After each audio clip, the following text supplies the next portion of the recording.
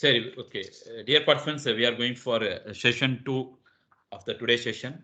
And we are going to have the morning. We are having, we brought two different subject experts who have been working on this retrofitting of existing vehicle. So that's the reason we brought this session from subject experts, Kamaraj and as well as Ratna Kumar sir explained about the retrofitting. So Ajay sir, you can continue on this process, sir. You can continue on the process, sir. I mean, was my screen is visible? Yes, visible, sir. Just a minute, sir. I think you are opening the link. Is it visible? Okay. Visible, sir. Visible, sir. It is visible. Okay. Fine. Sir, give me 2 minutes of time, sir. I'll introduce you, then you can take over the session. Sure. Okay. So today we are going to have the session that is what are the recent advancement is happening in EV technology. So we are going to have the subject expert who is having a very good experience in this EV domain as well as in power system optimization, Dr. Ajay P. Vimalraj sir, and sir has been currently associated with one of the newly formed technology university in the state of Puducherry, that is called as Puducherry Technological University. And sir has been representing from that newly formed university and working as assistant professor.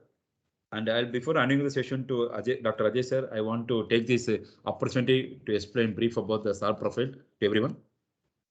Dr. Ajay sir has received his bachelor degree in electrical and electronics from the Madras University in the year 1998, and also did his master degree in engineering from Faculty of Engineering from the Annamalai University, Tamil Nadu in the year 1999. And sir also received his PhD degree from Central University called Pondicherry University in the year 2008.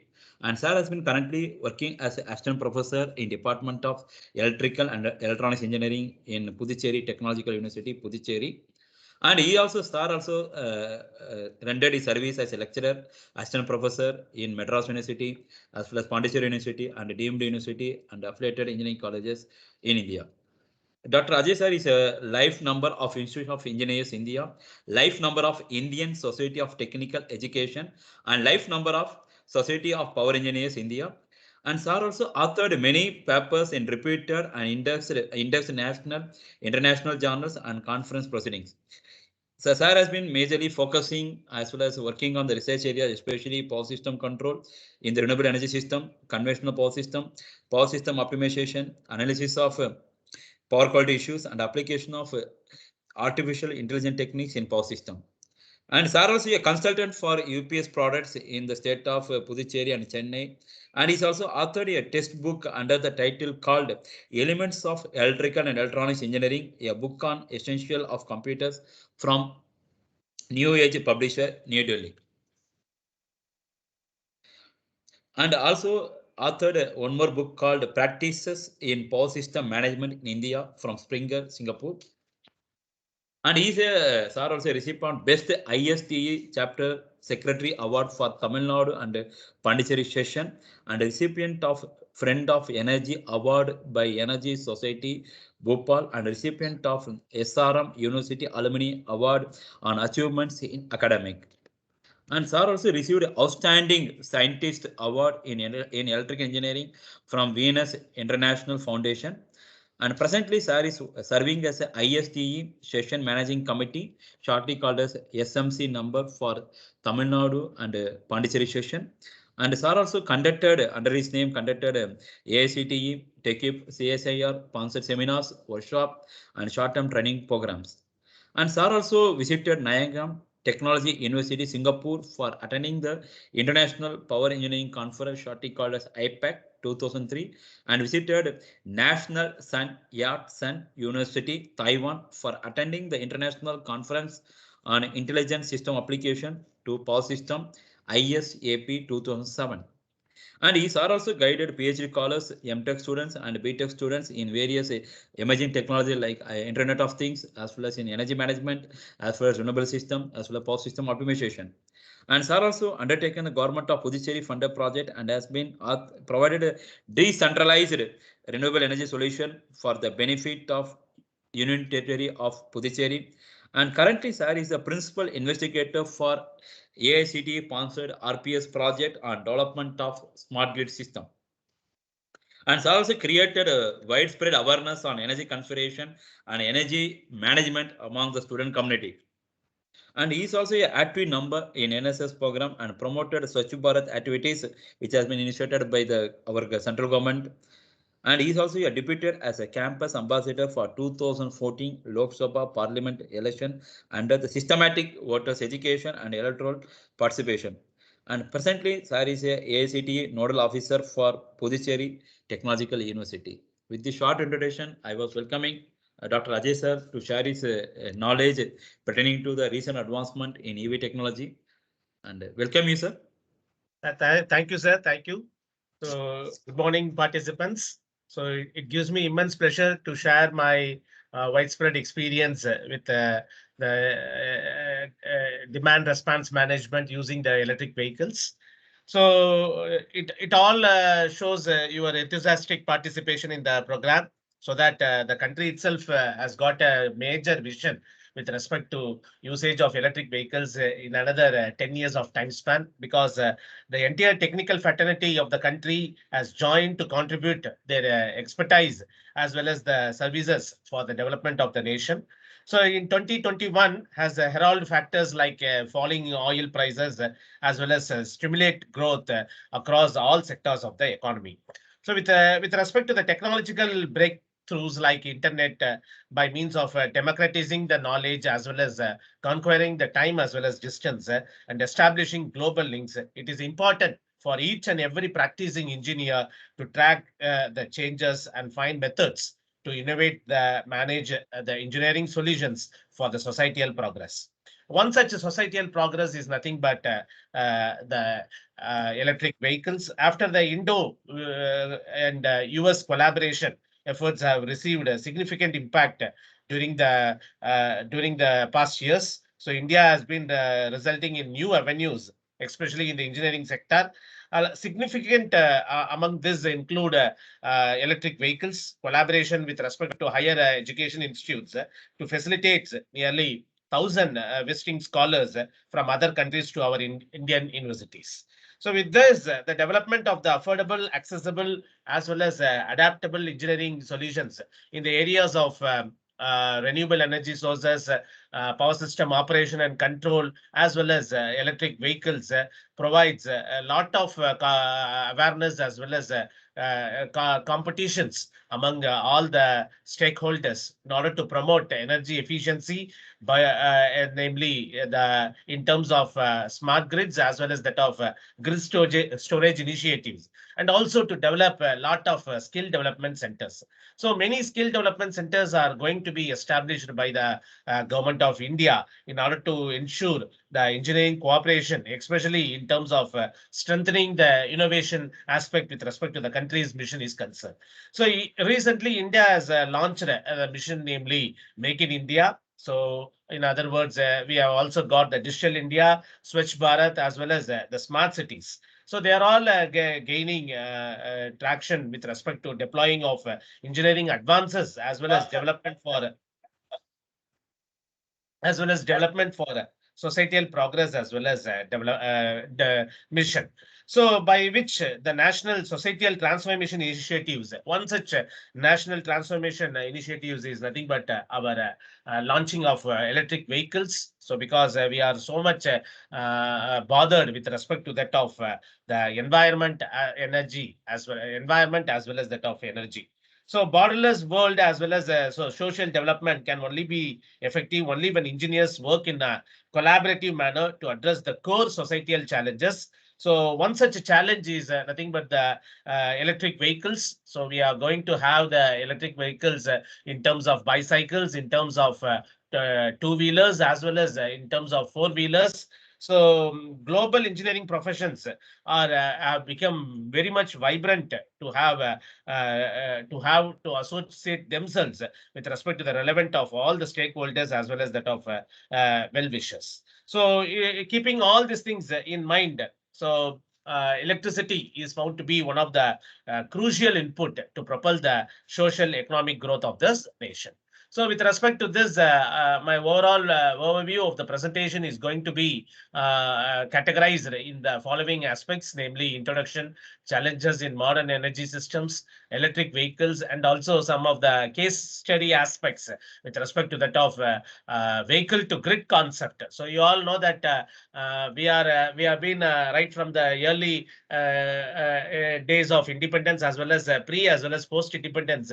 So each and every person who is going to utilize the electrical energy, they have been called as consumers. So in future, we will be transformed from the terminology named as consumer to prosumer, and for transforming from consumer to prosumer, one such important tool what we are going to have is nothing but the electric vehicles. So by means of which we ourselves can be called as, by usage of electric vehicles, we ourselves can be called as a prosumer, so that we can able to transfer the electrical energy from our vehicles to that of the grid. And finally, the summary of my presentation I can able to have.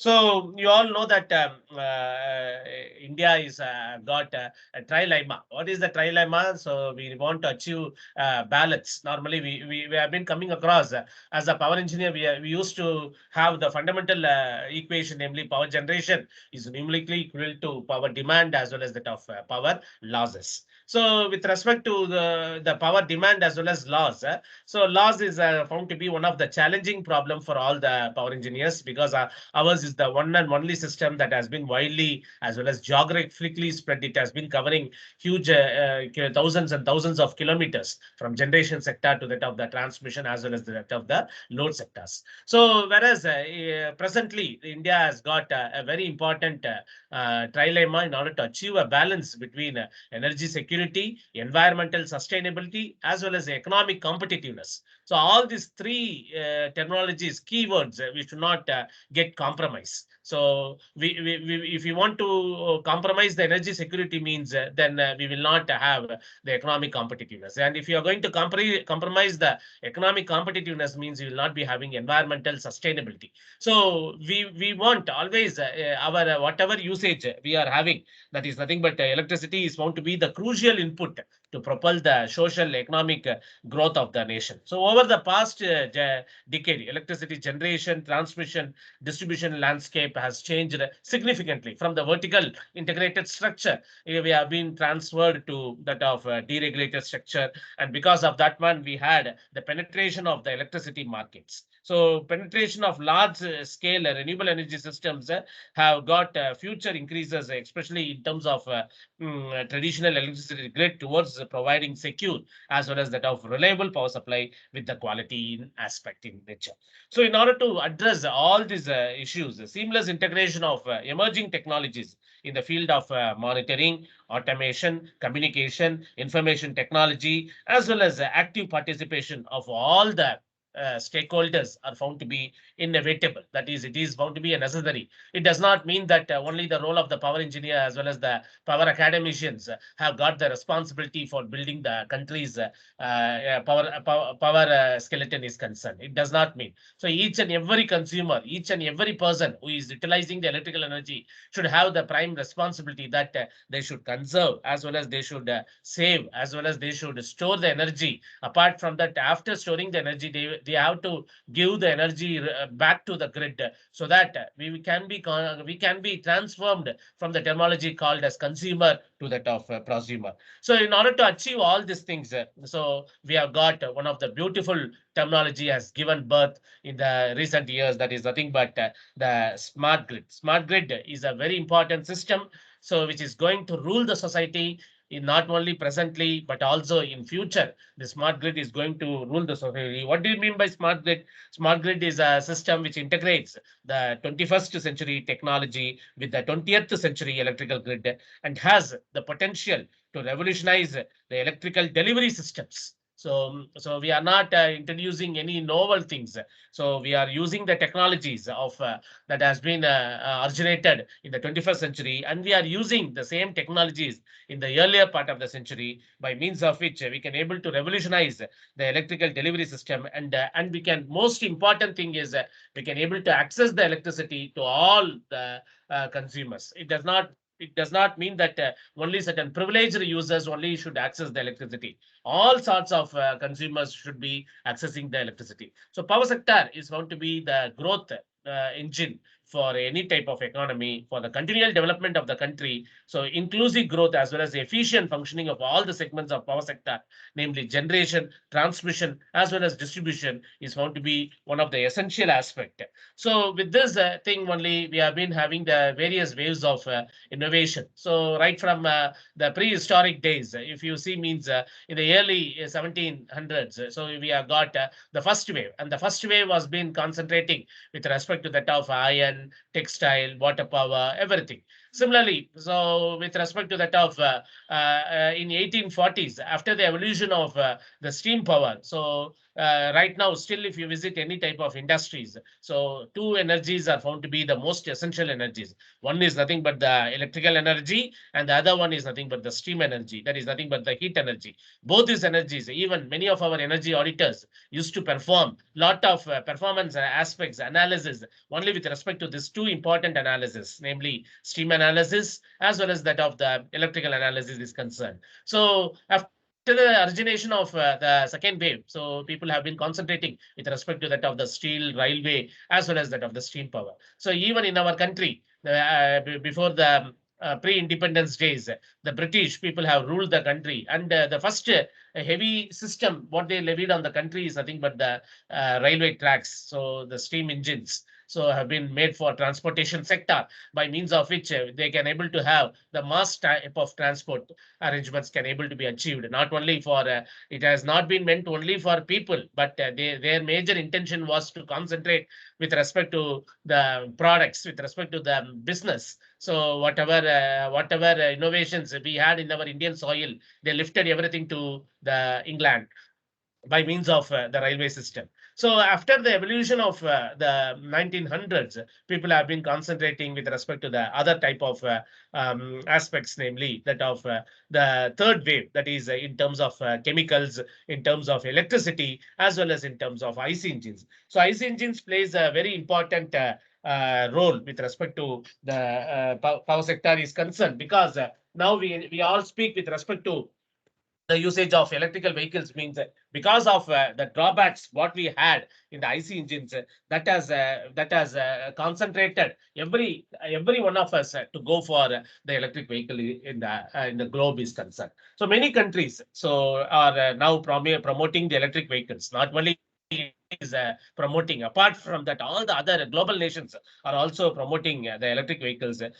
What is the need for the promotion of electrical vehicles is to decarbonize the transport sectors. So the transport sector, which has been carbonized, which has been using the carbonized fuels, especially in terms of railways, as well as in terms of the gasoline-based engines, namely that of the IC engines. So they have polluted the atmosphere as well as the environment in a very severe manner. In order to decarbonize this transport sector only, many countries are nowadays have taken a very important tool, that is nothing but promotion of the electric vehicles. So from the power system point of view, if you take the electric vehicles can be viewed not only as loads, but also it can be considered as the distributed energy resource. So it is nothing but DER, or in other words, in short, it can be called as a distributed energy storage device. So with respect to the power system aspect is concerned,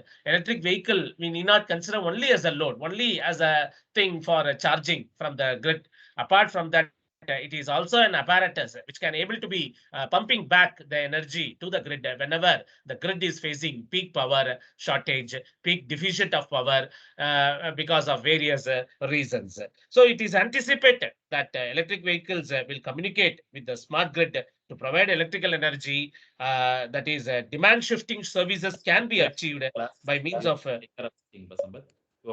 reducing the charging rate, or by means of delivering the electricity to the grid. Not only from the grid we can able to retrieve, but apart from that, to the grid also we can able to have. So the other waves of generation innovation is nothing but automobiles as well as mass production in the early 1950s. So it has gone for aviation, space, petrochemicals, as well as it has got a very major revolution with respect to that of electronics is concerned. So from fourth wave, we have gone for the fifth wave by means of we can able to achieve so a lot of biotechnology as well as from means of analog electronics to that of the digital networks by means of which in the early 1990s we had the strong type of communication as well as that of information system by means of which we can able to launch all our PCs, that is personal computers, to all the applications. Not only personal computers have been adapted for computing purposes, but also for application-oriented aspects, we can able to use all our personal computers. And in the sixth wave, which originated some 1 year back, that is 2020s. So it is nothing but green energy. So green knowledge. Everywhere we are going, that is we need. So the environment should be green. So and this pandemic years also have created us a great lesson that we should preserve the environment. Otherwise, the environment will deteriorate all our activities. So when the energy scarcity we had, so not only energy scarcity in terms of electrical energy, apart from that, we will be having the shortage of food. We will be having dwindling of water supply. Apart from that, we will be also having increased diseases. So this disease, what we have been experiencing for the past 2 years, it is all purely because of what pollution we have created from the environment. That is man-made activities. Man-made activities has been landed into such type of pandemic situations. So these are all the key elements of the sixth wave of innovation, that is sustainability. So we must be responsible for to manage all our resources. So we cannot just like that flourish with all our resources and just like that leave ashes to our younger generation or the future generation. So we must be in a very sustainable manner. So we must preserve the environment. We must not pollute the atmosphere. So for each and every activity, there is certain limitations. That is the thing that has been taking place. And similarly, the biomimicry, that is taking inspirations from the nature to solve the human problems. Okay, so all these lockdowns, everything is nothing but we have to solve the human problem by means of preserving the nature. So that is biomimicry. Then radical resource productivity. So high productivity with fewer resources, namely by means of water, by means of energy, by means of air. Okay, air compressors, storage systems, and all have been nowadays recently evolving out as a very important boom for mass transportation sector, and also one of the very important resource that is nothing but the renewable energy resource. So it is nothing but the energy that has been derived from the natural resources. So for most of our electric vehicles, for most of our charging stations, only our most important energy, that is nothing but the chief source of energy, renewable energy, solar energy, is found to be the predominant source for charging all our batteries as well as all our day-to-day life activities. So the industrial ecology. So that is we are going to concentrate with respect to the waste as the input for the new processes. Okay, so a lot of waste energy. So if you visit any of the abroad and all, so even waste will be considered as a very important parameter for a recycling process. So now slowly we have got a lot of awareness, and we are using a lot of biogas plants, biogasifiers, because we cannot depend on coal throughout the period of our lifetime. So the already scarcity of coal has arrived. So people slowly shift to other type of resources. Then green chemistry, that is minimizing the use of production of hazardous substances. So a lot of hazardous substances has been reduced. Green nanotechnology has got a great attention with respect to the research is concerned. And finally, the integrated approach of sustainable engineering. In future, we will be having the sustainable engineering as a major important research area, or even can be considered similar to that of our civil engineering, mechanical engineering, electrical, electronics engineering, like that. So for all these things, the key driver is nothing but our solar energy system. So solar energy is going to be a very important system. Okay, so since our country has got abundant of solar resources. So for all our charging stations have been using this solar plants, solar PV sectors.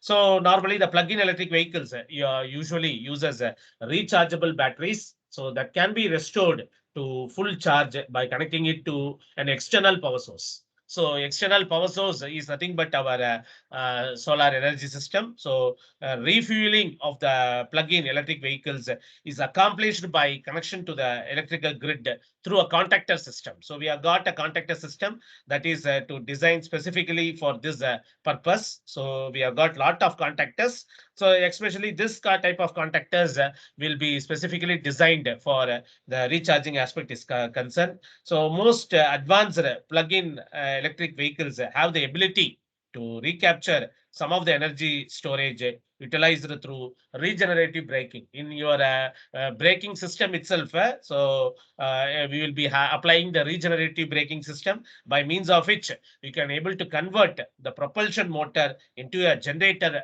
when braking has been applied. When braking has been applied, so the because of this regenerative braking, so the propulsion motor will be converted into a generator, and the generator in turn will be storing the energy to the charging system of our electric vehicles. So when regenerative braking is applied, so the plug-in electric vehicles can typically recover 5 to 25% of the energy that has been used to propel the vehicle to the vehicle speed prior to that of braking. So apart from that, lot of solar photovoltaic roofs are also installed to provide power to the necessary to the accessories that has been associated with respect to the load is concerned. So much of importance is given to this type of system.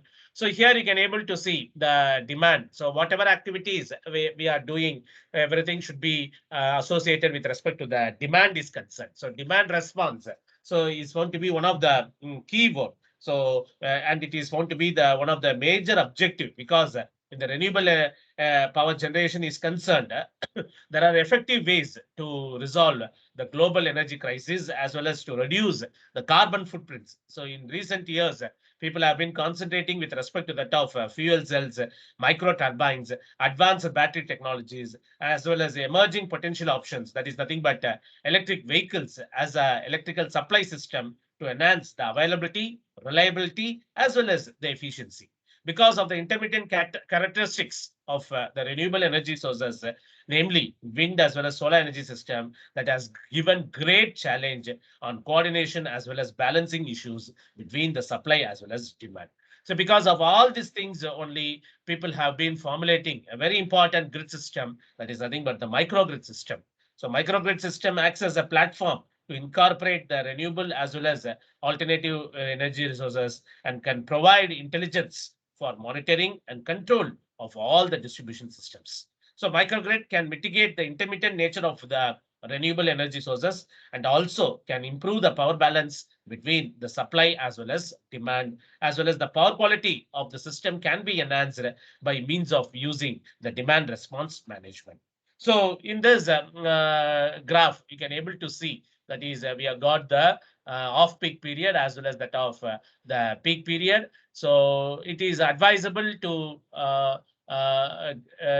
store, or it is advisable to charge the batteries during the off-peak period, and later during the peak periods, the batteries from that has been charged by means of in the electric vehicles can be discharged, so that the power can be fed from the vehicle to that of the grid during that of the peak period, so that we can able to reduce the dependence of grid power, and we can able to avoid lot of stressful activities that is taking place in the grid. So because of this one only, so people have been concentrating with respect to that of the micro demand management response system, by means of which we could able to get the quality output, that is we can able to have a reliable operation of the microgrid, and can be used to meet the customer as well as that of the load demand that has been made by the consumers, and put together we can able to constantly as well as the precisely balance in real time the power balance equation. So it is very difficult to achieve the balance between the supply and demand because of unexpected changes that is taking place because of weather conditions, intermittent power surge, and renewable energy resources non-availability. And also sometimes we will be also having the forced outage in terms of generation units as well as components of power.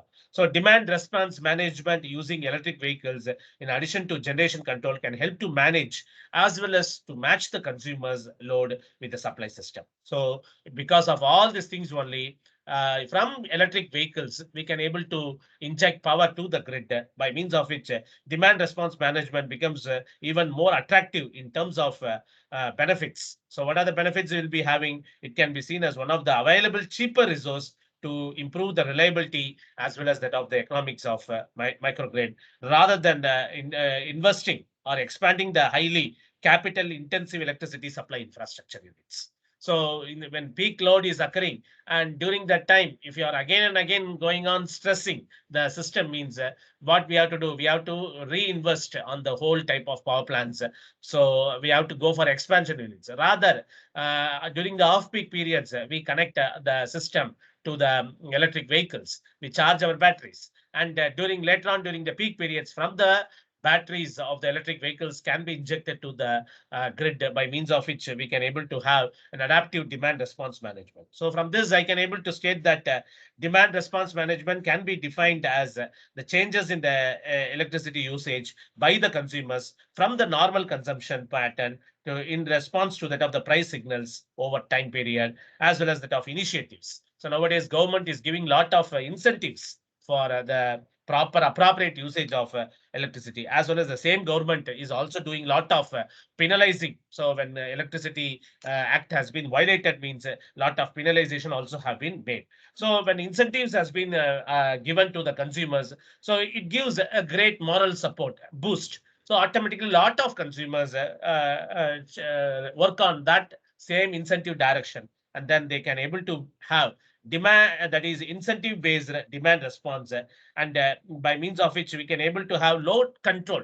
We can able to control the load, and then emergency demand response programs can be addressed. Instead of load shedding, we can able to go for emergency load programs, and also time based rates that is normally called as a TOU can be fixed for our pricing. That is nothing but the real time pricing. So in which we can able to achieve lot of energy saving conservation is made. So almost we have got the changing landscape. So far in the country, right from independence onwards, we had the vertical integrated structure. That vertical integrated structure have been slowly changed to Gencos, Transcos, Discos in terms of deregulated market is concerned. That is we have decentralized the complete vertical integrated structure. So Gencos will be called as independent power producers (IPs). Similarly, Transcos. So far the government is owning the transmission companies, and discos you'll be having lot of distribution companies. So and by means of this action we can able to have a lot of promotional aspect. We can able to provide lot of job opportunities, employment aspects to a lot of technical people, so that they can able to have their better livelihood. So here you can able to see in the Gencos we have got the central power plants, we have got the wind based power plants. Again, we have got the grid based storage system, because even the electric vehicle will act as a storage system, and also the photovoltaic based system, because these are all the systems that is going to govern as well as rule the sector for another for another 100 years of time span, because we all project, we all forecast with respect to the regular usage of electricity. And here you have got in the transmission sector, we have got lot of apart from your transmission system, we have got lot of power quality devices. So power quality devices, namely UPQC devices and all, has been that is shunt devices, fax devices, as and all have been monitored and then have been given connection, because we pay the electricity. So far, electricity has been a necessary essential thing. But in future, it will become a commodity. It became a product. So whoever is want to get a quality product, they have to pay more money, and then they have to get that product. So if you want a reliable power supply, that is for all the 24/7 hours, if you want to get the power supply means, then you pay heavily and then you try to get. And also pure sinusoidal wave. So your equipments, your gadgets, all need only pure sine waveform voltage only, not polluted waveforms, not waveforms with harmonic content. So automatically we go for pollution free, that is power quality waves we can able to get from our resources is concerned. So here in the consumer sector, you can able to see. So one of the major high challenge operation that is taking place is nothing but the demand side management. So demand has to be managed. So we have to manage the demand in such a manner that we should not always depend on the external suppliers. That is nothing but the power producers to manage our demand. We ourselves should manage the demand. We must shift our loads whenever it is time is required based upon the peak load currents. We have to shift our daily operations, and then we have to manage the load. And here you can able to see one such thing is nothing but the electric vehicles. So electric vehicles plays a very important role in this changing energy landscape is concerned. So in future, everywhere we are speaking with respect to pollution-free environment, and also we like to dwell only in the clean cities, not in any type of polluted or environment which has got a very dusty environment is concerned. So one of the important association of development of the clean city is nothing but decarbonization effect. Okay, we have to limit, we have to minimize the carbonization content that is taking place in the environment. So for decarbonization, the electric vehicles plays a vital role. So electric vehicle is found to be the most important contributor to the economic development in any country is concerned. So the rate of economic growth is directly proportional to the demand for demand for reliable energy supply. And electricity is found to be the most convenient form of energy, and it is also found to be the most prominent form in the energy input with respect to the actual consumption point is concerned. So why we go for electric vehicles? So that is automobiles have been increased, and the oil reserves are declining. So already our former president of our country, Dr. APJ Abdul Kalam sir, has given that India should not only achieve independence, but India should have by 2030, we must achieve energy independence. Okay, so energy independence means we should not depend on the Middle East for all our transport sector is concerned.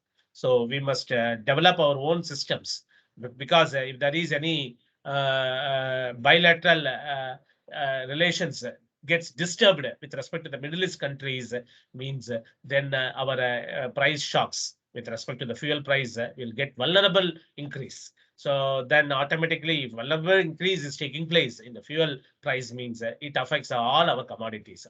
The whole livelihood of each and every person in this country will be affected. So in order to avoid such type of situation, already the former president has given a clear statement that India should achieve not only energy independence, that is not only independence, but it must have energy independence is concerned.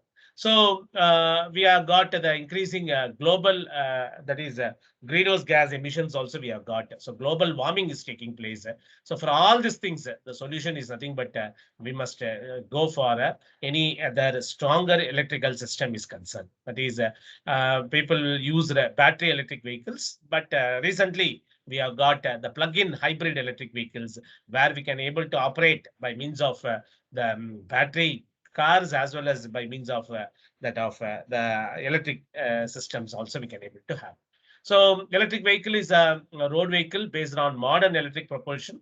So in all our electric vehicles, we have got all our basic electrical fundamental components, namely electrical machines. We have got the most important type of power electronic system, namely power electronic converters, electrical energy sources, namely the battery devices. That is sources is nothing but your charging points. So charging points we charge from means of our conventional grid, and for the grid also we can inject the electrical power through solar system. And the storage devices, namely the batteries and also the controllers. So the digital controllers, we have got lot of controllers, the conventional controllers, as well as we have got the recent terms of soft computing controllers also we have got. So people can do lot of research with respect to that of conventional as well as that of the short soft computing converters. So electric vehicle is a broad concept. So almost we have got different types of electric vehicles: battery operated electric vehicles, hybrid electric vehicles, forced combustion electric vehicles. So in all these things, one of the possible type of braking system what we adapt is nothing but the regenerative braking system. As I told, in regenerative braking, we can able to convert the propulsion motor into a generator, and then we can able to store the energy. Electric vehicle is not only just a car, but it is a new system for our society in order to have a clean as well as that of efficient road transportation. So a clean, that is most important thing, and also efficient road transportation. So few years back and all, it is hardly very difficult to travel from Chennai to Kanyakumari. But now you see, so the road transport sectors have been dramatically changed. So within hours, we can able to travel from Chennai to that of Kanyakumari. Similarly, it prevails in all the other states also. So electric vehicle is an intelligent system which can be integrated with modern transportation networks. So it is not a system that is that has to be sensory. Each and every action should be given by human commands, but it is a very intelligent system. So nowadays we have got lot of driverless electric vehicles and all have come into existence in US and all. So lot of organizations like Tesla and all have come into existence. So electric vehicle design involves the integration of art as well as engineering. So more advancements are to be done in order to make the thing affordable. So this is nothing but the schematic component with respect to the electric vehicle mechanical composition is concerned. So for all the energy source, you need a certain auxiliary power. So electric propulsion system generates the necessary power to the wheels. So it includes the transmission as well as that of the energy management system. So each and every block you can able to have it as a research objective, and then you can able to concentrate. Similarly, the energy source. So we have got, it consists of a lot of energy sources like fossil fuel, battery or fuel cells, and generates or accepts the energy. So fossil fuels and all slowly have been evaded of. People concentrate with respect to that of the battery systems. So advanced battery storage systems, and nowadays we have also got the fuel cells as well as that of the hydrogen energy system is concerned. And similarly, the auxiliary power system. So it supplies powers to like AC fan, lighting system, because nowadays when we purchase a car, so we procure the car based upon the compactness, based upon the sophistication. So if a car has got only two airbags, means with respect to the driver seat as well as that of the rear seat, then the cost is somewhat less. Suppose if a car has got all airbags with respect to all the places, means automatically the cost increases. So it all lies that people's comfort as well as safety. So safety is found to be a very important aspect. So for that also, so we have got the auxiliary power systems. So auxiliary power system supplies power to auxiliaries. So we have got lot of air conditioning systems. We have got fans, lighting systems, music system. Okay, entertainment systems. The entertainment system plays a very important, vital role in this recent days is concerned.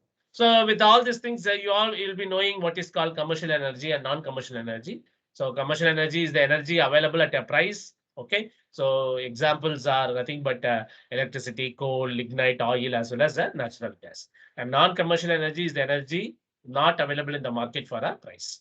So if you see, means we have got firewood, cattle dung, agricultural waste, solar energy, animal power, as well as wind energy. So we are going to utilize the non-commercial energy because we want to cut down our each and every part of our price sector. That is competitive as well as economic product we have to develop. So people have been using the solar energy system. Some of the schematic views of the renewable energy as well as non-renewable energy. So renewable energy are nothing but the flows of energy, and non-renewable energy are nothing but the stocks of energy. So that is, we have to store the coal, we have to store the oil, we have to store the natural gas. Whereas with respect to the flows of energy, sun's incidence is abundantly falling over the country. Okay, so since India is a rich tropical country, almost in a year for 300 to 330 days, we are getting abundant of solar irradiation. Because of that event only, the present central government also have created one of a beautiful alliance called International Solar Alliance. And in that, India as well as Africa is found to be the major partner, and they teach for the globe. Okay, so regarding the usage of electricity with respect to the solar system is concerned. So, and this one is the energy distribution. So between the developed countries as well as that of the developing countries, almost in the developing countries, the population is found to be very, very less. So it is almost of 20% only. Whereas if you see the population with respect to the developing nations, it has got 80%. So for 20% population, they have got almost the energy consumption is world's energy consumption is almost of 60%, whereas for 80% of population, the consumption is only around 40%. So here itself, imbalance is taking place. Here population is very high, whereas energy production as well as usage is going to be very, very less. Okay, so energy production is very less. So most of the occasions we have been turned in the blackout mode. Whereas here population is very less, whereas the production is going to be very high. So we have to create a compromise between a balance between the population as well as energy usage. And this was the statement I told, that is by 2020, energy security through enhancement of our oil, gas exploration and production worldwide should be achieved. So you see now the present cost of that gasoline fuels, petrol and all, it has crossed 100 rupees. So this should be stopped. This should be come to an end. So, and the only solution for all these activities is by 2030, almost the government is slowly incorporating the policies and all. So soon it can be a message also. Soon the government will be stating that all our two-wheelers as well as four-wheelers, namely petrol-based engines, have to be put to an end, have to be stopped, and we have to replace with all our electric systems. That will come. So how demonetization was taking place similarly, because our production, our environment should be preserved. By 2030, India should achieve energy independence. So by means of conventional as well as by means of non-conventional energy resources. So this was a beautiful statement that has been made by our former president, the rocket man. So in his president's message on 15/8/2004. So it is a true statement only, because things are slowly devastating as well as changing. So India's energy sector, so almost it has been growing rapidly. So in terms of billions and billions of money have been pumped with respect to the investment in energy sector is concerned. So almost in the current 5-year plan, nearly 300 billion US dollars have been invested. And in the next 10 years, more generation capacity is to be added than in the last 60 years. If you see a summary of statistical information, right from independence till 2000, the demand that has been made by the consumers was only 1 lakh megawatts. Whereas from 2000 to 2010 or 2014, it was additional 1,15,000 megawatts. For the past 60 years, we had only consumption of 1 lakh megawatts. But after the 2000, for another 10 years of time span, we have made a consumption of additional of 1,15,000 megawatts we have consumed. So that is the growth of electricity usage has been tremendously growing. So we have to concentrate with respect to the consumption pattern also. So the annual growth rate is almost of 8%. Okay, by 2032, Indian capacity, installed Indians capacity need to be almost of 750 gigawatts of electrical power is concerned. So almost these are all the causes why we want to go for the electric vehicles, because almost if you see the past historical informations, in 1997, our net import bill was almost of 57%, whereas our domestic production was around another 50%. Whereas by 2010, so our import bill, okay, has been increased to 85%, whereas our production was only 15%. And by 2020, so it was been again increasing to 92%, the import bill, and we had got only 8%. So almost it has been a very drastic measure. We have been importing a lot of electricity, that is the oil, because oil is found to be a prime parameter for all the transportation sector. Domestic production has drastically been reduced. So energy security, so almost every demand growth rate projected at 4.6%, and we are highly vulnerable to the external price shocks as well as that of supply fluctuations, and we need to reduce the dependence on the Middle East as well as that of diversified supplies. So anyhow, we have got the energy efficiency systems as well as that of the sustainable development, by means of which we could able to achieve a lot of novel things to face the society's concern. And this was an alarming chart that has been showing to us almost what we consumed, not only by us, but by our ancestors or from the prehistorical days onwards. So almost 60% of the resources we have consumed so far. So almost 85% of the raw energy comes only from the non-renewable sources. So non-renewable sources means it is because of coal, oil, as well as that of natural gas. So almost slowly we are in the depletion stage only. We are in the decreasing. We are not in the increasing mode. So almost slowly we are depleting, and after thousands of years, we will not have any type of conventional fuels itself. Fossil fuels will not be having. So we will have to go for the concentration with respect to the other type of fuels only. So the challenges with respect to the modern energy system is concerned. So it is going to be a large interconnected network. So almost we have got a very major concern, namely in terms of security, reliability, quality, as well as stability, in order to ensure an economic operation. So whatever operation we are doing should be highly economic, and also it should be highly reliable. So for this, a lot of online monitoring systems, okay, and also we had the computer aided monitoring as well as dispatching systems. Nowadays, we have got lot of dispatch strategies like load following, cycle charging, combined dispatch, okay, and also generator control, and also some predictive algorithms like a hybrid optimization model for energy resources.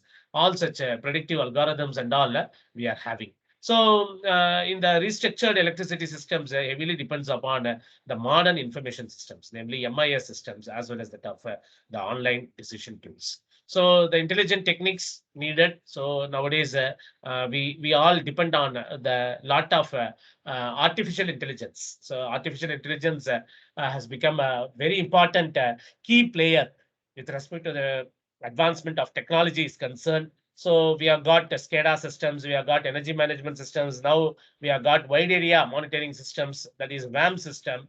In the distribution sector also, we have got the distribution automation, as well as we have got the DG, namely distributed generation for power quality improvement. As I told, our electric vehicle will be playing a vital role with respect to that of distributed energy resources concerned. And all these things have led to the novel introduction with respect to the smart grid is concerned. So this is of our today's central utility. Okay, you can able to see the central generation, and we can able to have the different types of consumers, namely industrial consumer, commercial consumer, as well as that of the residential consumers. So this is it's found to be somewhat vertical integrated structure is concerned. Similar to that one, we have got a lot of measures with respect to that of technical benefits for evaluating out a very important system, that is nothing but the smart grid system. So smart grid system plays a very important vital role in recent technology is concerned. So smart grid is nothing but the interconnection of modern communication as well as information technologies, along with the control as well as automation process across the entire electricity sector, comprising of generators, transmission, distribution, as well as consumers. So what is going to be the major aim of this smart grid is to make existing infrastructure more robust, reliable, as well as efficient by using intelligent tools. So, okay, and techniques and also active demand side participation. So here you can able to have intelligence.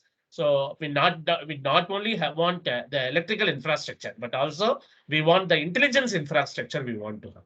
So we will be having then and there the sensors, everything, so that to monitor the complete system in a nutshell, you can able to monitor. So fundamentally, it involves the integration of advanced communications as well as that of information technology. So into the electrical grid. So in future, we will be having multidisciplinary research only, not a single core discipline research and all will not be so much of viable. So we have to incorporate the communication people. We have to involve the information technology people.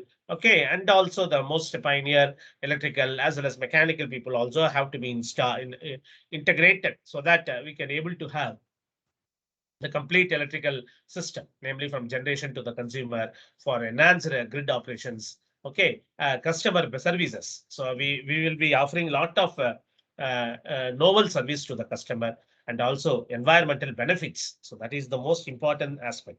So here you can able to see the functional as well as the ecosystem view of the complete information communication enabled energy infrastructure system.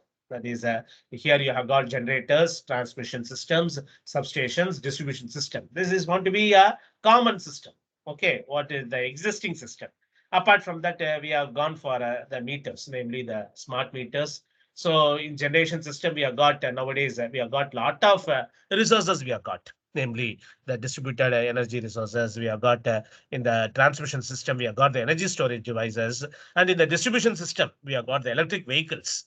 Okay, so electric vehicles, you can able to see a plug-in electric vehicle, and the same plug-in electric vehicle can feed power to the load during the peak conditions, and also smart meters. So we can able to import as well as we can able to export the power from the grid system.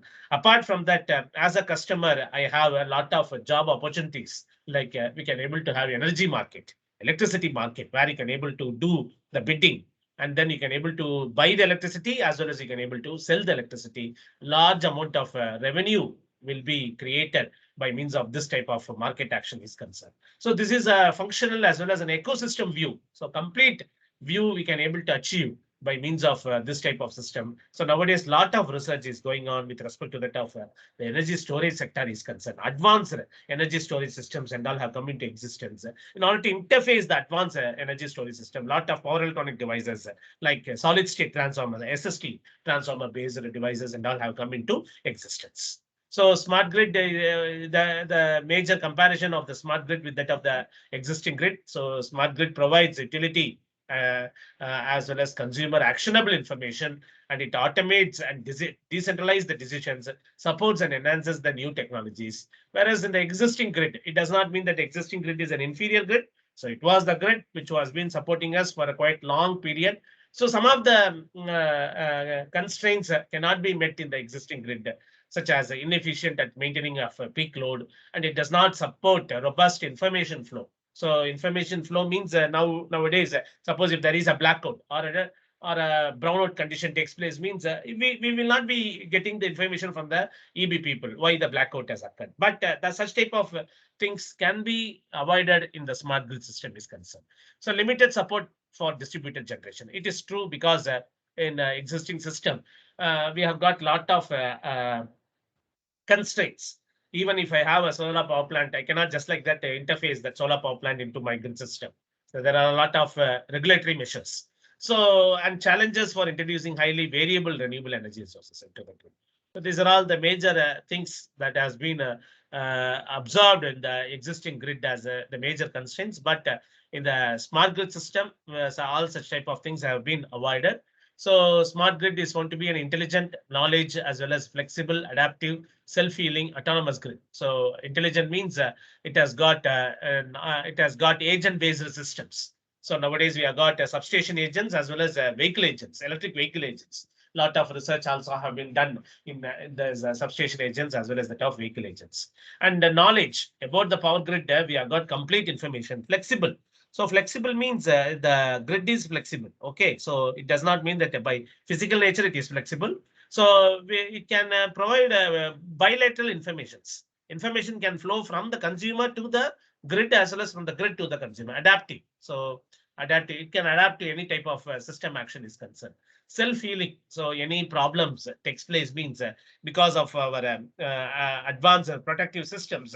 So the immune system of the grid is enhanced by means of which self-healing can take place and autonomous. So we can able to have an independent grid system. So centralized system is also there. Apart from that, there are a lot of independent systems we can able to achieve. So because of this, the main idea of using smartness in smart grid system. So that is the major ability to make the decisions. So what to use, when to use, how much to use, where to use, and which to use. These are all the key mantras with respect to the usage of this type of systems.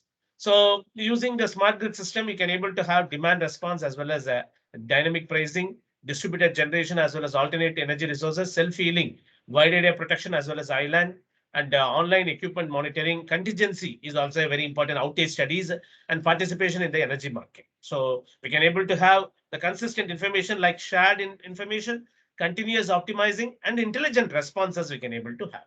So power and information flows in a traditional utility package. Okay, so that one we can able to have with respect to the system is concerned.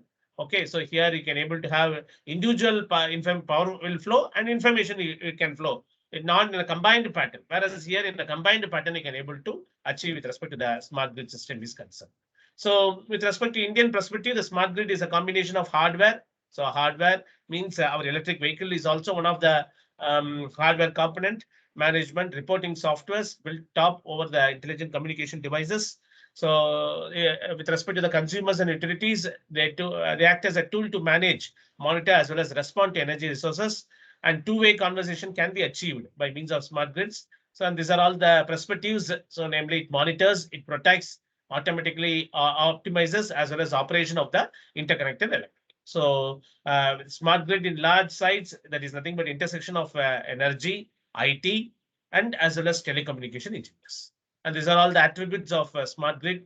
So communication ability, self-healing, secure, resilience, reliable, private, open, flexible, future-proof, cost-effective, interoperable, information-based, dynamically controllable, as well as limiting emissions. So this one is the today's electricity grid. So energy is flowing in one direction from generation to the consumer. Okay. Similarly, information flow in one direction from meter to utility and manually read by a meter reader on transmission transmitted information back to the utility. Whereas in tomorrow's electrical utility, so this is nothing but the thing what we want to discuss. Energy flows in many directions. Okay, from generation to grid. Okay, or to building. Even building can support to power to the grid. So now recently also the lot of state governments has launched rooftop schemes. So if you are going for a rooftop scheme means you will be providing you will be provided with a lot of benefits. So lot of rooftop schemes have been introduced by the government of India. So similarly from utility to the customers as well as from customers to utility. Customer also will act as a very important personality for the utility. So information networks established to create secure communications between the devices as well as the tough people. So here generation is interfaced with digital transmission. Again, it is interfaced with the distribution. And again, it is interfaced with the home management system. Okay, home automation system. And finally, that home automation system has been interfaced with the PV resources, wind resources, as well as the electric vehicles. That is also acts as a very important storage devices. So as per the various definitions, so we have got all the predominant agencies like IEEE, EPRI, IEA, as well as SIGRI. So what do you mean by distributed energy resources? So as per IEEE, up to 10 megawatts is concerned. That defines the generation of electricity by facilities sufficiently smaller than the central plants, using up to 10 megawatts. Whereas in Electric Power Research Institute, distributed generation is generation from a few kilowatts to up to 50 megawatts. And then the International Energy Agency, so power generation equipment and system distribution level where power is mainly used locally on site. That is IEA. And similarly, SIGRI. So SIGRI is maintained by the European countries. Okay, so European nations we have got. So 50 to, especially European nation means it is France, 50 to 100 megawatts. So distributed generation, even our electric vehicle will be acting as a distributed generation that is close to the customers. Okay, so power generation technology that provides electric power at a site close to the customers, and its range varies from 15 to 10,000 kilowatts. So what are the multitude of services it provides? It provides standby power generation. So we will be discussing the case study analysis with respect to the standby power generation. Then it avoids the peak chopping capabilities as well as that of the base load generation. So here you can able to see a schematic layout of the distributed electrical system is concerned. So we have got the central power station, then we have got the wind resource, we have got other sources. It has been injected in the transmission system, and from the distribution system, we have got a lot of facilities. So we have got micro generation as well as that of small scale generations. So energy can be traditionally flown as well as in-house energy generation is also taking place. That is called embedded generation, and also active distribution. So apart from our consumption point, we can also distribute the power to the other transmission lines so that power can be injected to the grid system. So wind turbine system arrangement here you can able to see a typical wind turbine. So from the aero turbine, so it has been converted, the DC power has been converted using a rectifier. So the rectifier converts DC to AC using inverter, and then it has been fed to the load. So for having an effective operation, we have got the controller as well as that of the battery storage system is concerned. And this will be our tomorrow's distribution utility, because we will be having all different types of supportive structures. So we'll be having micro turbine, we'll be having gensets, wind turbines, okay, remote loads. That load can be considered as an electric vehicle. Okay, so a pictorial representation between the central generation as well as that of the distributed generation is concerned. So all the different type of sectors will be coming into existence. So as per the predictions of Professor Tony Seba, so he has mentioned that by 2030, so 100% cars produced will be electric will be. So great people think in great in like-minded ways only.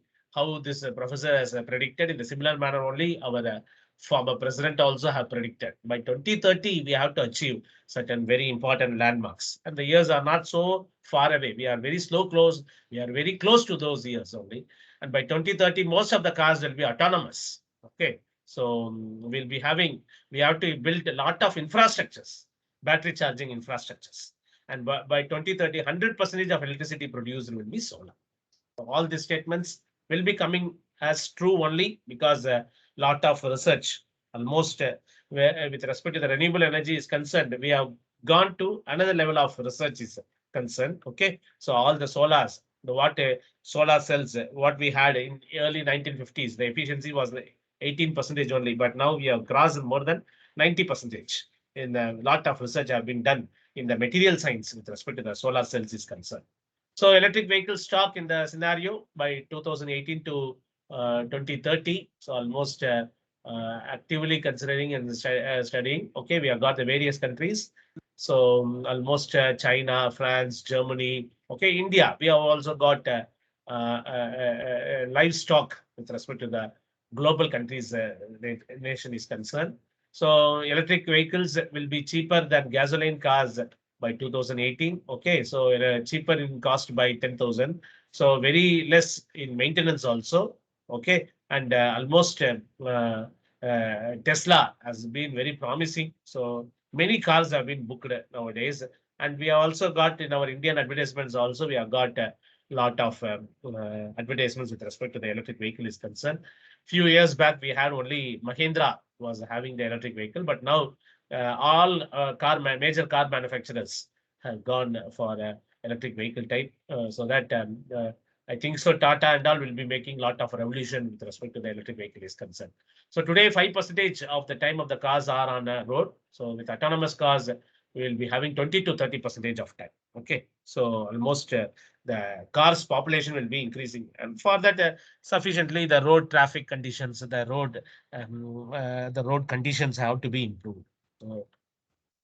Solutions you can able to see. So flying electric cars, lithium, that is airlifted. So in all the densely populated cities and all, nowadays we have got airlifting concept has been coming into existence. So soon this and all will be coming in practice.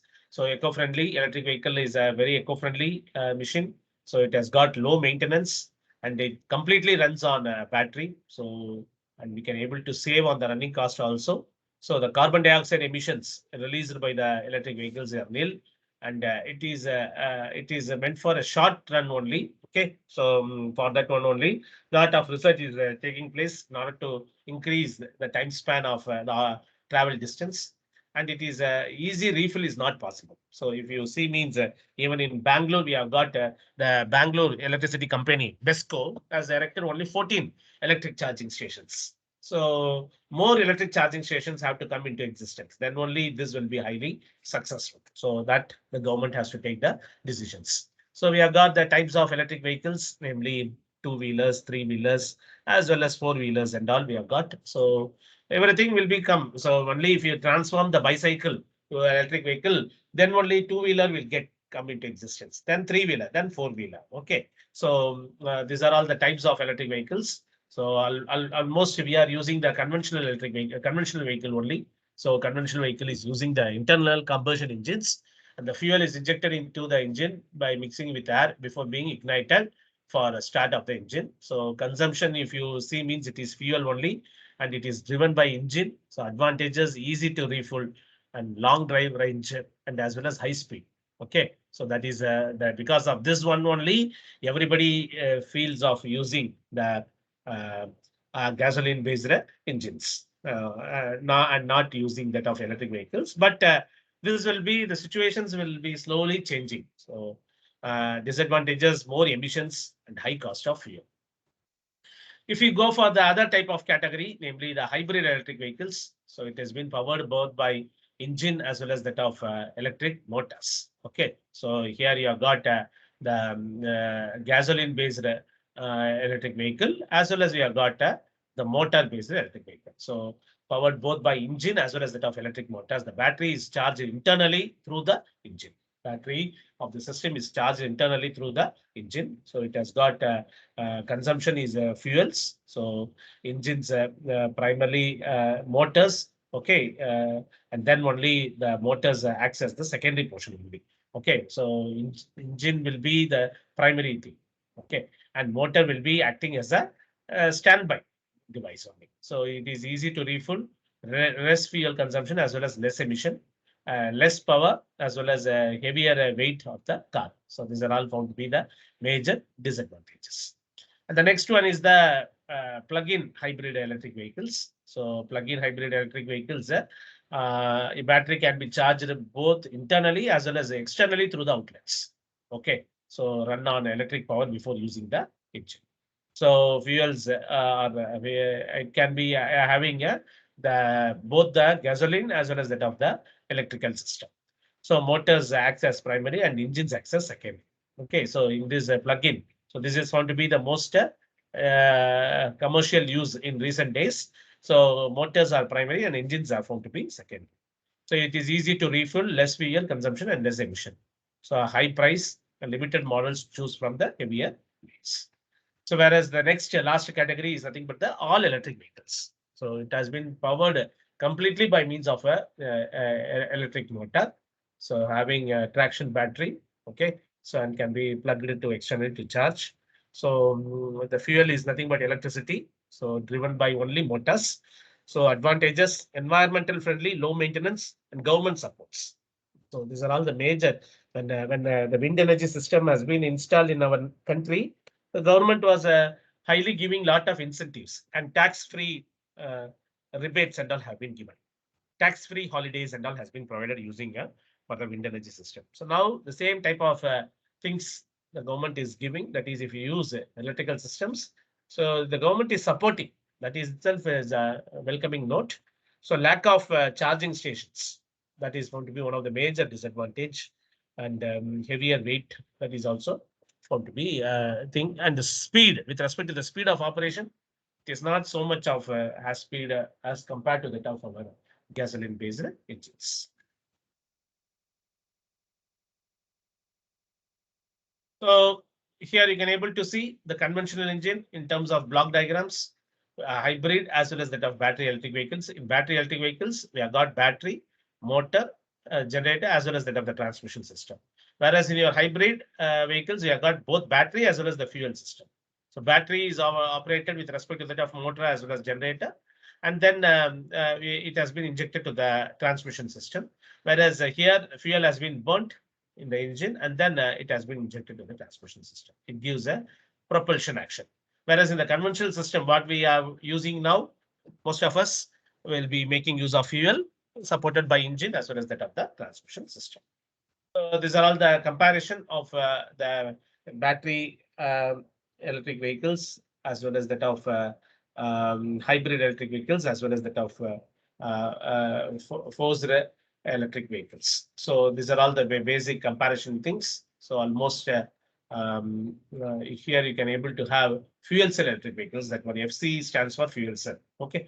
So propulsion, energy system, energy storage characteristics as well as major issues. So this I will leave. And this is the major schematic outview of the electric vehicle components. So in this, almost everything is inbuilt. Okay, so but still research, if at all, if you are highly interested in do you want to do the research in this electric vehicle domain, means you can concentrate on the converter topologies. Okay, as well as that of inverter topologies. The power electronic components you can able to concentrate, and then you can able to do the major research in this type of research. So electric vehicles battery pack, how the battery pack has been placed. So in the various type of models, the battery packs has been placed. So this is the fuel tank. So powertrain, that is nothing but the driving force. So here you can able to see in the urban drive cycle energy balance. So energy loss is taking place.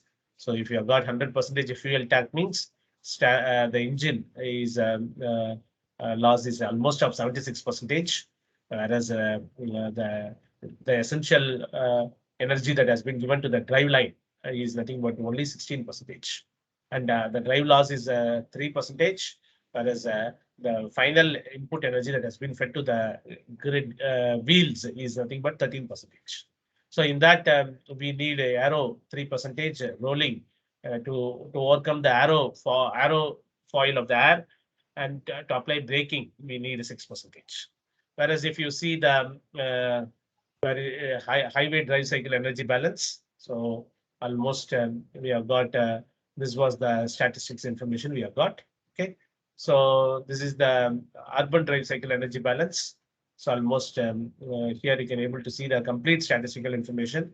That is by means of instead of fuels, you have got batteries. So it is offering almost of 76%, whereas there it was offering only of 16%. It was there, it was offering only of 19%. Okay, so and here we have got 76%, and out of that 76%, arrow has got 29%, rolling 35%, and braking has got 11%. So wheels to wheels efficiency you can able to get, that is from battery charging we can able to charge the system, and then we can able to drive long drive with respect to the system is concerned. So here you can able to see the range of informations, that is from generation 33%, transmission 94%. So that is 31% is extracted in the meter. From there, from the plug to wheels, we could able to get 76%. Whereas here, after refining, transmission and all, we could able to get only 16% from the pump to the wheels. So that itself is a very important thing you must keep in mind. Okay, so because of this reason only we work on the electric vehicles. So in electric vehicles, the next important terminology is nothing but the battery. So what do you mean by battery? It is nothing but the amount of charge the battery can supply. So the SI unit of a battery is amp hour. So specific energy is the measure of the electrical energy stored for every kilogram of battery, and its SI unit is watt hour per kilogram. And energy density is the amount of electrical energy stored per cubic meter of battery, and its unit is watt hour per cubic meter. Specific power is the amount of power obtained per kilogram of the battery. And the energy efficiency is the ratio of the electrical energy supplied to the amount of energy required. Okay. So to return to the state before discharge. And energy efficiency of the battery is the range of 55 to 75%. That is the normal range. So in the battery, we have got two charges, namely state of charge is a key parameter, indicates the residual capacity of the battery. So normally the state of charge is maintained between 20% and 95%. And the next one is the depth of discharge.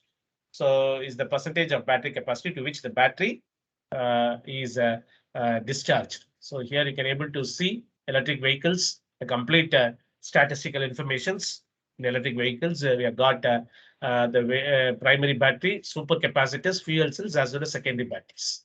So almost people are following with respect to this type of flow only. So we are now concentrating with respect to that of in early days, we had the lead acid battery, nickel cadmium battery, nickel magnesium battery. Now we are concentrating with respect to that of lithium ion battery as well as lithium sulfur, lithium oxide battery. So these are all the popular batteries that has been widely used. So here you can able to see how much amount of what our kilogram these batteries can able to contribute. Almost of 2,600 to that of 5,200. So the next important type of system in the electric vehicle is nothing but the charging type of charging systems. So we have got varieties of charging systems. The first category is nothing but the conductive charging. So conductive charging scheme transfers the power through direct contact. Okay, so here you can able to see as the Tesla charging station. Tesla, the scheme uses a conductor to connect the electronic device to the extent of energy transfer. So conducting charging is simple as well as highly efficient. It can be non-board or off-board method. And on on-board charger, it is mainly utilized for slow charging, and on off-board, it is installed at fixed locations for rapid charging services. The next one is inductive charging. It is purely based upon the electromagnetic field charging, so electromagnetic induction effect. So it is also called as the wireless charging. So it uses an electromagnetic field to transfer the electricity to an electric vehicle battery. The benefit of electro-inductive charger is that it provides electrical safety under all weather conditions. Okay, so and the drawbacks of the state of art is the inductive chargers are low efficiency as well as high performance. The next one is battery swapping. So users can swap their empty battery with a fully charged one from a battery swapping action. So batteries are not owned by the car owners, so the cost is reduced by 15%. So we can able to swap wherever we need the battery, fully charged battery, we can able to swap it and then we can able to utilize. So from this, the point of discussions, what is an ecosystem? So ecosystem is generally defined as the combination of living as well as non-living things, which makes up the whole for the instant. So we want to preserve the ecosystem. So we'll be having the landowners, utilities, smart grids, EV manufacturers, operation maintenance device section, aggregators. Nowadays we have got electric vehicle aggregators also we have got. So here you can able to see electric vehicle charging as well as energy storage capability. So generation, transmission, distribution companies, slightly it has been modified. So here you can able to see the generation, okay, then followed by transmission, followed by distribution. In distribution, we have got the variety of consumption localities. We have got electric vehicle chargers. We have got charging for electric bus. We have got charging for electric bus. Similarly, we can also store the energy from the PVs to the PV inverter and from PV inverter to the battery storage devices. We have got all combined battery storage devices. After storage, we can able to inject the power to the grid system. So these are all the recent advancements that have been widely adapted with respect to the electric vehicle is concerned. So with respect to the EV charging is concerned, so we have got onboard versus off-board equipment charging. So that is onboard charger we have got. So we have got a lithium ion battery. Every electric vehicle needs to have its own onboard equipments. Okay. Similarly, with respect to that of DC fast charging also can be achieved. So infrastructure investment is shared with hundreds of users. Okay. So here directly we can able to have the DC fast charging stations we can able to have. So instead of having the onboard charger, so directly we can feed it. So whereas here you must have the infrastructure that must be making. Okay, so directly DC is being charged. DC is charged to the battery. So these are all the EV charging. So that is we have got type 1, type 2, CCS, as well as Japanese type, namely CHAdeMO. So type 1 is a single phase plug, and it is standard for electric vehicles from America as well as that of Asian countries. It allows us to charge the car at a speed of about 7.4 kilowatts. Similarly, type 2 is a triple phase plug. So they have 3 additional wires to let current through. So naturally, they can charge our car faster. At home, cheap charging power rate is 22 kilowatts, while the public charging stations can have a charging of 43 kilowatts. So CHAdeMO, so this is a quick charging system that was developed by Japanese. Okay, so then the next one is the CCS plug, is an enhanced version of a type 2 plug. So it supports the AC as well as DC charging, and the charging at a speed of 350 kilometers. So these are nothing but the on-board as well as off-board chargers. So from the grid system, so AC is fed, and then we are feeding to the electric vehicles through the converters. So the typical characteristics of the various charging mechanisms. So you can make all those aspects. So this one is the complete echo view of the LV charging station. We have got electrical infrastructure design. Okay, from the grid, the power has been stepped down at the substations, and then it has been fed to the chargers.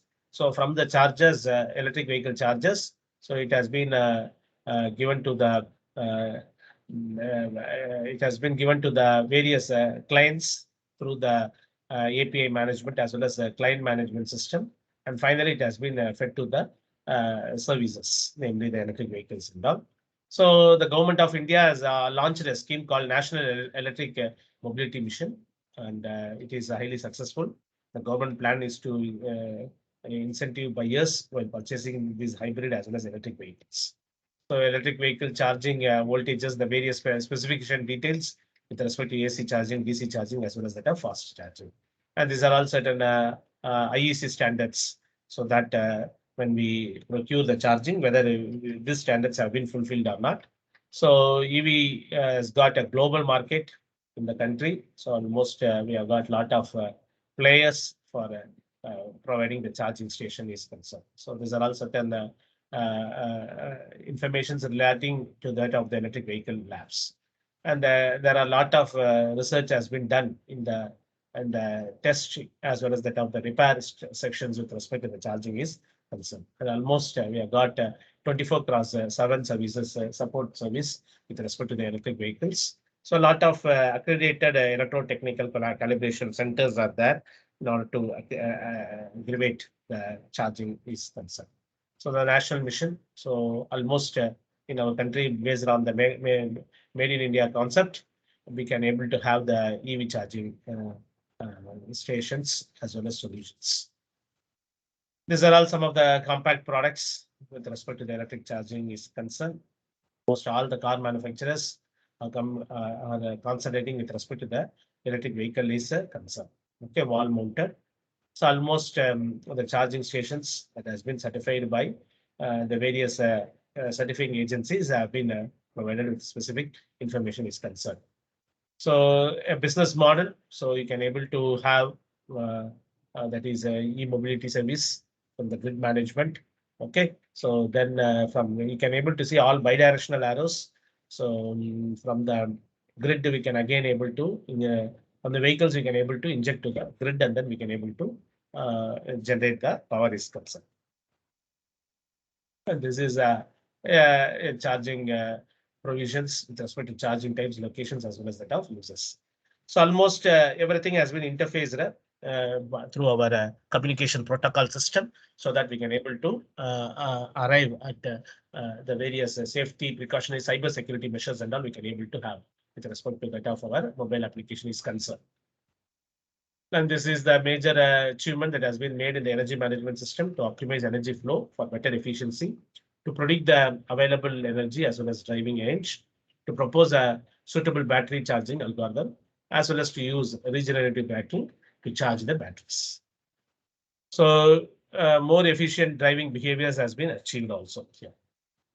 So people have been making use of these electric vehicles with respect to the power grid is concerned. So we have got a lot of adverse, that is nothing but when we connect vehicles, how we connect a renewable energy system, we had improper voltage mismatch and all. In a similar manner, here also we are having a lot of problems. But the major problem has been overcome by means of the benefits, namely from vehicle to grid, we can able to inject the power. So vehicle to grid is a very important research area, and lot of research activities have been carried out in this particular domain is concerned.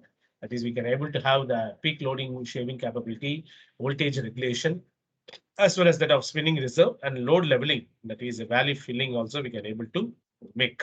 That is whenever the peak demand is occurred means during that time vehicle will support the grid. So from grid to vehicle has been shown in the blue color line. Similarly, from the vehicle to the grid also we can able to inject. That has been shown in the gray color line. So voltage regulation, spinning reserve, as well as load leveling can be made. So EV benefits, we have got lot of benefits for the customers, businesses, as well as for the environment. So incentives from the government to support EV growth has been taking place. So a lot of schemes the government has introduced with respect to the usage of electricity is concerned, that is the electric vehicle is concerned. And these are all the charging guidelines. So just a typical statistical information that we want to provide. So incentives, the government is offering a lot of incentives for the charging stations, directors, all the big documents and all. So we can able to have lot of incentives. So these are all the references and useful renewable energy tools by means of which you can able to work for the electric vehicle modeling and all, that is charging stations and all. Using Homer, you can able to do. You can exploit the Homer tool. It is a paid version software, but using the trial version, you can able to have detailed study for 28 days. So and then you can able to get your take your even your simulation results and all can be taken. So for having the type of electric vehicles. Any doubts you have? Muthu? Yes, sir. Yes, sir. Yes, Any sir. doubts? So So, dear participants, now session is open for discussion.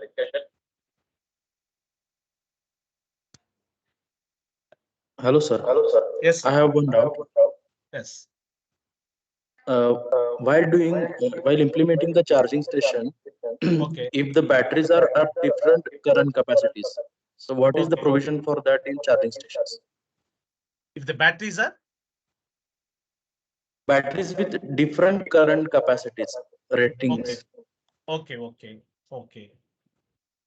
So based upon the design of the power electronic system, you can able to achieve this target, sir.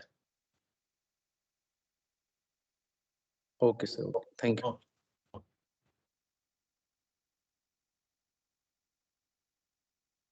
One more question, sir. Yes. If I want to implement a charging station, what is Okay. the policies provided by the government of India for the implementing such a business regarding charging stations? Actually, the policy strategies and all is still under regulations only, sir. Still, it has not come out. So, but we can formulate as per the guidelines that has been issued, recent guidelines. What you can visit the National Mission of Mobility website, and then you can able to get all the guidelines, sir. That is the thing. Okay, sir. Thank you. Thank you so much. Sir, one more question from my Vasudevan. Yes, sir. Sir, actually the national startup policy, it recommends the academic institutions to start the business. Yes, sir. So Yes, sir. shall we consider this battery manufacturing as concerned, battery, and then this allied ancillary units manufacturing as concerned? Yes. We the students and the faculty members, shall we have the some Sure, sir. is there any opportunity to get into Yeah. this type of projects? Now the incubation centers, there are a lot of in our institute also we have got an Atal incubation center. Okay. So Okay. they are doing a lot of seed funds and all for the development of the startups. You can concentrate. You can concentrate with respect to the batteries. Along with the batteries, the power electronic strategy that will make you good results. Not only with battery you have to go, but apart from that, what is the power electronic strategy? What is the energy advanced storage strategy you are interfacing? That will be giving you some good results with respect to the startup is concerned, sir. No, no, sir. My and one more question. Actually, my intention is not to ask about only the seed fund. Okay, sir. Actually, as you said, there's battery charging stations and all. Even if there is a possibility of even a student or faculty member are ready to invest a minimum of 1 lakh rupee, maybe 1 lakh or Okay. into 1 lakh into 5 lakh rupee, we can go for it. My Okay. question is, to what extent is there any special category for EV vehicles? EV vehicle charging stations, EV vehicle ancillary units. For that, is there any special support is there available? Because as we all have very good opportunity due to the startup policy 2019. Yes, sir. Okay. Yes. So in regard to the startup policy, I'm asking, is there any special cases there for startup for EV vehicles and ancillary units? Sir, that is the thing I am telling. You can concentrate with respect to that of hybrid energy storage, sir. With respect to EV Okay, vehicles. okay. Hybrid energy storage. Okay, Yeah, okay, Yeah, sir. for that we have got a lot of provision measures we have got. Not by simply mentioning a lithium ion or by simply mentioning sodium, sulfur or lead acid. By hybrid energy storage system, if you go means you can able to have, you can crack the things. Sir. Yes, sir. Sorry to ask you one more question. I have one more question. Sure, sir. That is for certification as concerned. For example, we may manufacture it, but Ah. how to validate it, how to certify? Who will certify us if we go for it? Sir, I told the national accreditation laboratories are there, sir. So we can contact those people. We can contact those people. Probably MSME people will be helping you, sir. Am I Yes, sir. correct? Yes, sir. Okay, because Actually, in this in point, I want to Chennai add we some- have MSME, but NABL is concerned. We need some more support. If there is any specific Yes, sir. I will contacts check or out anything, that. if you I will have check, to give it. sir. I will be in touch with you, sir. Any contact I will check out and then I will let you know, sir. Sir, sorry Okay, for sir. interruption, sir. I can throw some point on this question, sir. Actually, Thank you, we sir. have been Thank you. asking, Please, sir. Vasudevan, sir. Vasudevan, sir. Yes, sir. Yes, sir. Vasudevan, sir. Yes, sir. Actually, in this point, I want to add some more point in these things. Actually, what sir said, no. So actually, when you're going for battery manufacturing or battery testing, there is some kind of testing procedure has to be followed. There was some standard procedure is there. When you are there is IEC standards also there for governing this thing. The whatever you have been going to establish in your place, there should be a NABL certified lab, and you have to compile that IEC standard. If you are pinging me, I can share the standards to be maintained, to be followed for the batteries that I can share it. Okay, sir. Very nice, sir. Sir, and then this is one for sir, some discussion only. If possible, problem. we'll make it 1 minute only. 1 minute only. No I issue, no will issue. like to ask Continue. you. Actually, there's a lot of scope for EV vehicles, no doubt in it. But when at the same time, after a few years, there is a number of complication related to battery. What is it? That means recycling is concerned. Recycling or waste management is concerned. So, is there any specific way in which we are concentrating in such a point of recycling or reusing of battery, or how to how we are going to manage the huge volume of a battery which is going to come out after a few years? Yes, in such case, if there is any R&D facility, or if we concentrate in that particular area, there is an opportunity for incubation also in such an waste management and then battery management, battery recycling and all. So, is there any, if possible, could you please both of you, sir, even Muthu sir and sir, if you give throw some valid points, it will be well and good, sir. Actually, in battery management and battery recycling is. Actually, when coming to the battery recycle, what I've been asking the very good questions. Actually, we have been because when coming to the electrical vehicle batteries, we have been not in having mass number of production, sir. Actually, people have been doing a lot of research on going for the material changes. Actually, people have been initially we started with the lead acid. Now lead acid has been obsolete. Then we have been went for lithium ion. Then we went for lithium phosphate, and a different material composition has been going. Still, we are not having a mass number of production of the batteries, and still there was in research level how to make the effective usage usage of this battery and recycle manner. That is a potential trust area where researchers as well as academic people can spend some time on this, and we can find some optimum solution for making the recyclable in bigger manner, sir.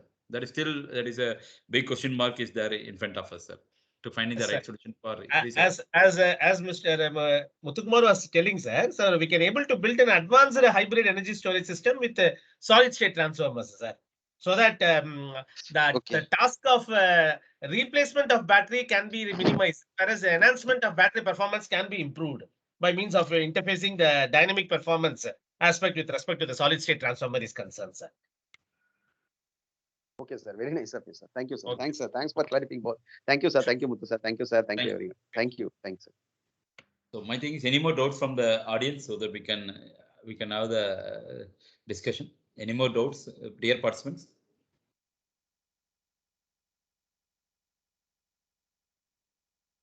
So I think Sir, I have one question, sir. Yes, sir. Please go Hello. ahead, sir. Yes, sir. Go ahead, sir. Please. If I purchase one e-vehicle and its battery performance lasting for 3 years, after 3 years, there is any extra cost for replacement of battery. So it is efficient for the as a common consumer for purchasing the e-vehicle. Yes. So what is the solution for that? So solution, you have to go for certain advanced strategy of battery topologies. If not available means we have to go for the common power electronic strategy devices that will be helpful for us to recharge the things. Adding to that, So my from point is consumer point of view, I want to promote the consumers to purchase e-vehicle. So what is this solution for this drawback of e-vehicle that after 3 years we need to replace the battery due to downside the performance of batteries? This is still under research aspect only, sir. So, yeah, when we want to completely revolutionize the technology from IC engines, we want going for electric vehicles. So people are still going for ultra capacitors and all they are doing in the research aspect. And still the energy storage, the state of charging, the state of the depth of discharge and all is people are having a lot of fundamental researches have been going on. So soon we expect the best from the researchers. Okay, sir. adding to Thank this you. point, Thank you so adding much. to this point, I'm just telling as a consumer point. So in case of any battery degradation, what we calculate is 2% per year.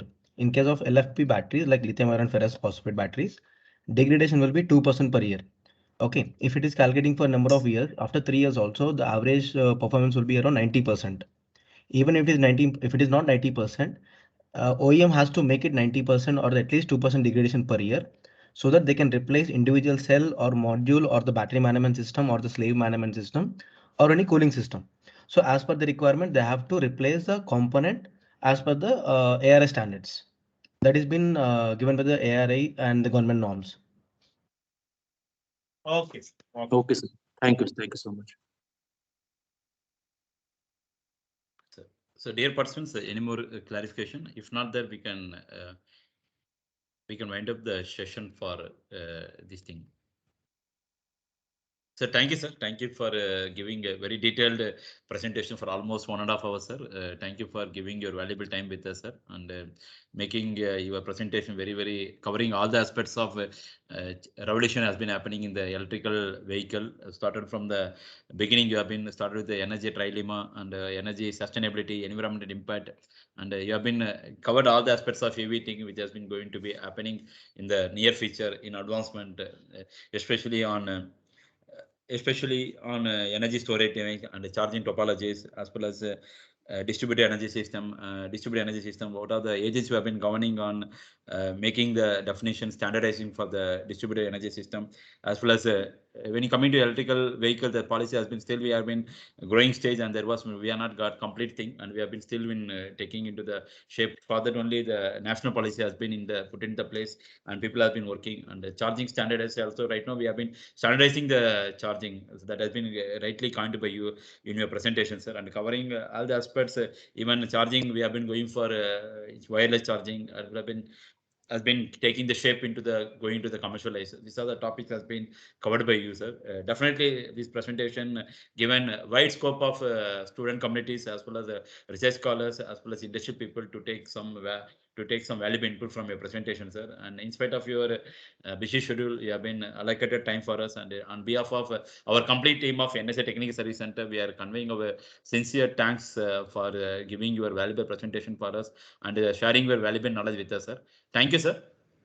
Thank you, sir. So, first of all, thank MSME as well as AICT for providing such a valuable opportunity so that all the researchers can amalgamate together and create a momentum and impetus to electric vehicles for the modern development of the society. Thank you.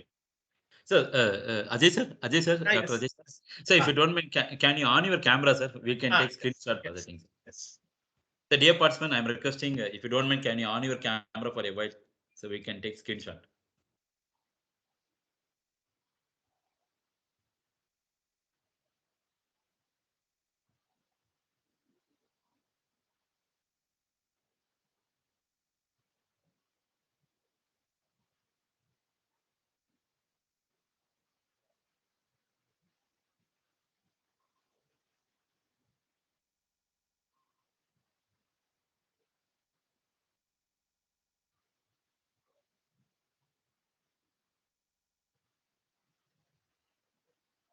For support towards this FTP program.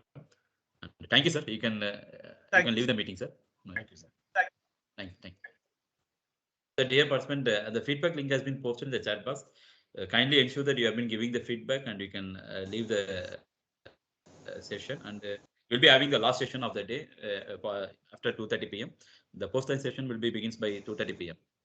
Sir, excuse me, sir. You are excused. Please, if possible, please send feedback form for session 1, sir. Fourth day, session 1 feedback link, sir. Trying to say something, sir. Session 1 link, sir. Feedback link.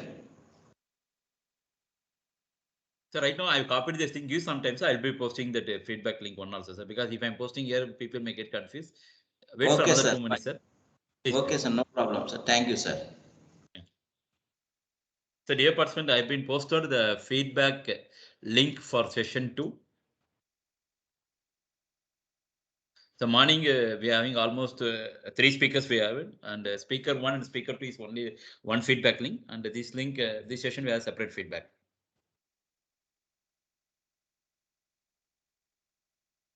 So we'll be having a third session today. Post-line session will be having the session on battery management system. It is one of the topic where industrial experts are going to take. Today you have been raised some question pertaining to battery lifetime and other things and recycle. That other things we can take some input from the subject expert today.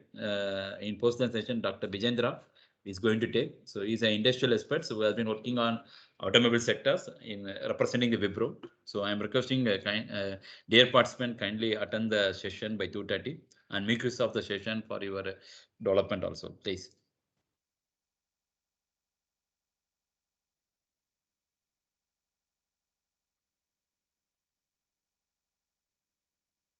So I think